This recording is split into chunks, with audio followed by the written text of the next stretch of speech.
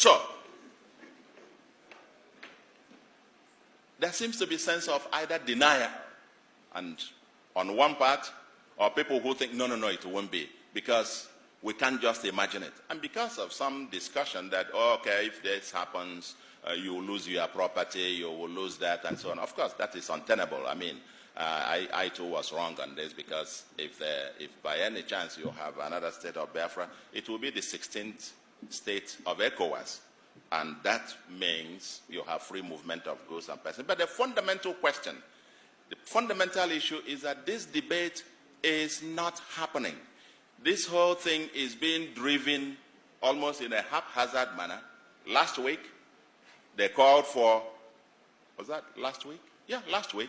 They called for a sit at home. And even without anybody getting out or more in force and so on, I learned virtually Anambra and many other cities were completely shut down. It just tells you there is something going on.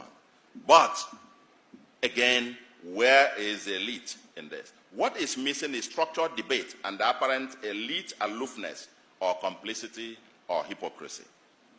The elite in denial. For the politicians who think you can just, let's use them temporarily, let's use them.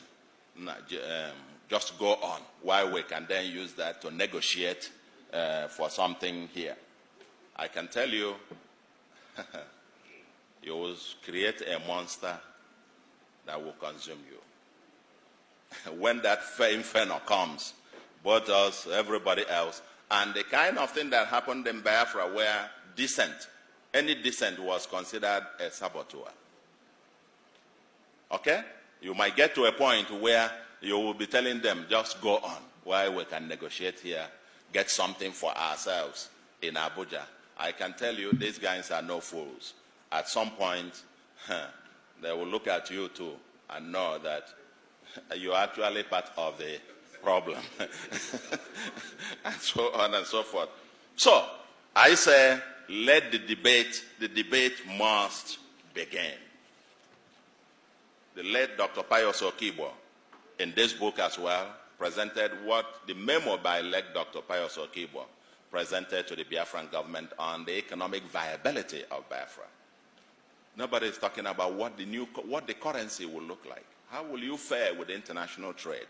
What kind of constitution are you talking about? And Ofodile forcefully argues here that the Ahera Declaration of 1969 came too late.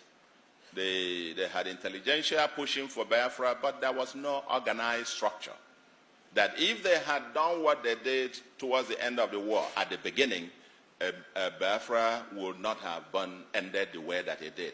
But what is shocking is people talk about this in their bedrooms and in their parlors. And then you come out and everybody is just, and so on. I'm sure it will not take long. So what I am calling is that we must, the elite, the intelligentsia, get out of the closet and let us, now that the issue, the president in New York made a point. He said there will be no referendum in Biafra.